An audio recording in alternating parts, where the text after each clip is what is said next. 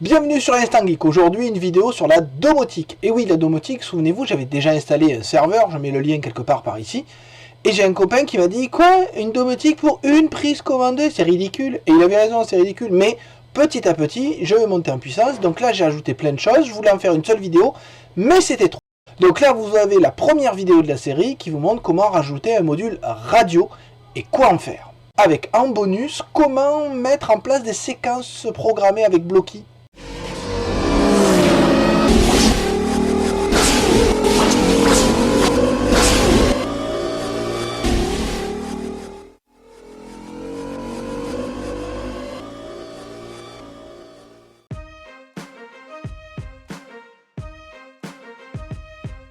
Et oui, vous en doutez, la première étape nécessaire pour faire fonctionner ce type de périphérique, à savoir le capteur RFX-COM, c'est de pouvoir le brancher au Raspberry.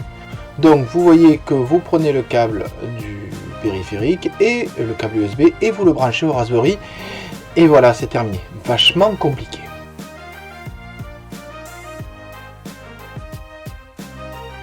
Maintenant que ce périphérique est branché dans le Raspberry, il va falloir l'ajouter à Domotix pour qu'il sache l'utiliser. Donc vous voyez que je vais dans Configuration, puis Matériel. Cela me permet de choisir la ligne RFX comme on le voit juste là. Je choisis ensuite le port USB qui correspond au matériel qui a été branché et je lui donne un nom pour pouvoir l'identifier. Je l'appelle capteur RFX COM et on peut même préciser les mégahertz utilisés. Je rappelle que c'est une communication radio. Une fois ce périphérique utilisé, je vais pouvoir régler les modes. Vous voyez qu'il y a différents types d'options à envisager, à savoir les capteurs Oregon scientifique, si vous avez des capteurs température, les modes AC, ARC, X10. Alors, sur les différents tutoriels, il y avait écrit qu'il fallait les mettre, donc je les ai mis.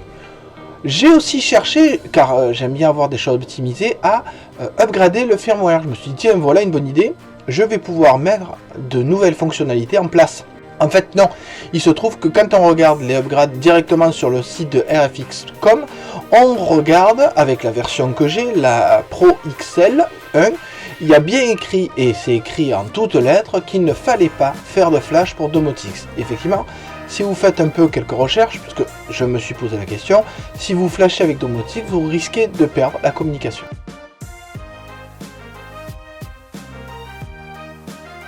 Une fois que votre matériel est disponible, vous allez voir apparaître, vous voyez que je les classe ici par numéro de captation, apparaître de nouvelles possibilités. Directement sur le capteur RFX-COM, donc vous voyez ici, vous avez 3 trucs de sécurité et 1 de température. Effectivement, j'ai des sondes Oregon de ce type-là, qui sont vite captés par le dispositif que je viens de mettre en place. Il suffit donc d'ajouter ces devices, ces périphériques, ces dispositifs, il suffit de les ajouter dans Domotix pour qu'ils puissent récupérer les informations. Alors vous voyez que là, je l'ai mis dans le frigo pour simplement suivre la température du frigo. J'en ai même mis un dans le congélateur qui me permettra de savoir si jamais il y a eu une période de décongélation. Alors ne vous inquiétez pas, si vos capteurs n'apparaissent pas tout de suite, il y a un petit temps de latence pour qu'ils puissent apparaître. Donc effectivement, un capteur n'envoie une information que toutes les 10 secondes à 2-3 minutes, ça dépend de comment est configuré votre capteur. Donc c'est pas parce que vous branchez votre matériel que vous allez les détecter tout de suite. Donc n'hésitez pas de temps en temps à revenir X secondes après. Vous pourrez aussi dans le matériel configurer le fait que vous voulez détecter de nouveaux matériels ou pas. Ça vous permettra quand votre voisin mettra un dispositif de température de ne pas le capter automatiquement. Oui, parce que effectivement la radio peut porter à une cinquantaine de mètres. Donc des fois on peut capter les dispositifs des voisins. Donc vous avez la possibilité d'enlever cette détection des capteurs si vous-même n'en avez pas apporté de nouveau. Vous voyez là les nouveaux capteurs que j'ai eu après quelques secondes d'attente. Alors maintenant que vous avez vu comme c'était simple, on va passer au bonus, à savoir la programmation avec Blocky. D'ailleurs, quand vous avez un capteur température, vous pouvez avoir ce qu'on appelle un log, ça vous permettra d'avoir un graphique qui permet de suivre la température sur 24 heures. Vous aurez même une base de données si vous le voulez.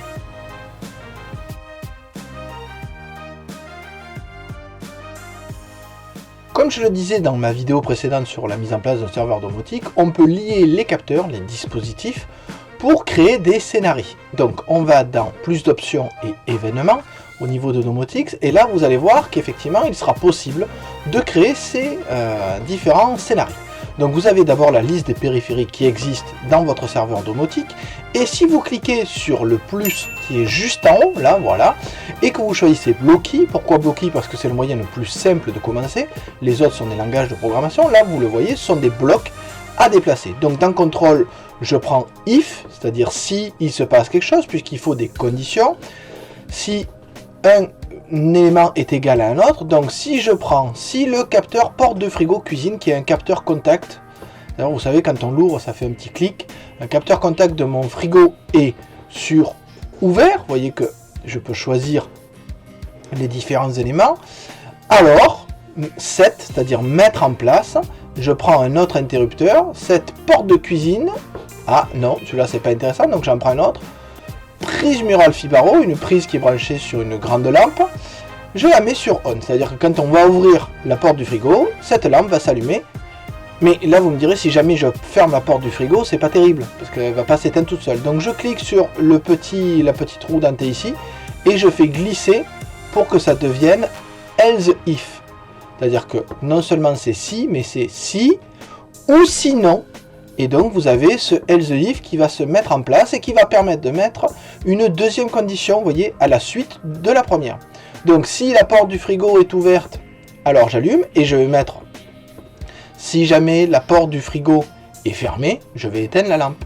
Alors vous me direz, mais quel est l'intérêt d'allumer une lampe si jamais on veut faire ça? Ben, c'est pour oublier, pour signifier à mes fils qu'ils n'oublient pas de la fermer, parce que de temps en temps on arrive et la porte du frigo elle n'est pas fermée. Donc vous voyez que pour refaire les blocs, j'ai fait du duplicate, c'est-à-dire que j'ai copié les blocs, et après j'ai modifié les conditions. Je vais nommer le script attention frigo, et je vais le sauvegarder, et on va voir tout de suite le résultat de ce script.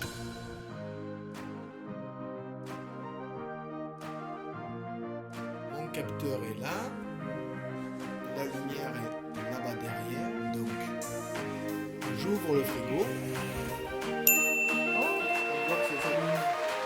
Si je ferme le frigo, on voit que ça s'éteint. Alors avec ça, j'espère qu'ils n'oublieront plus de le fermer. J'espère que vous avez aimé cette vidéo sur mon petit serveur domotique et les nouvelles fonctionnalités qui sont ajoutées. Bientôt, je vous fais une nouvelle vidéo avant la semaine prochaine sur d'autres choses de ce serveur domotique, notamment des Sonoff qu'on peut hacker pour qu'ils ne passent pas par des serveurs chinois. Donc si jamais vous avez aimé, n'hésitez pas à mettre un like, à mettre un commentaire, à partager, à vous abonner en mettant la cloche, ça donne de la visibilité aux vidéos, ça permet d'en faire d'autres et ça fait toujours plaisir. Allez, je vous dis au revoir et à bientôt j'espère.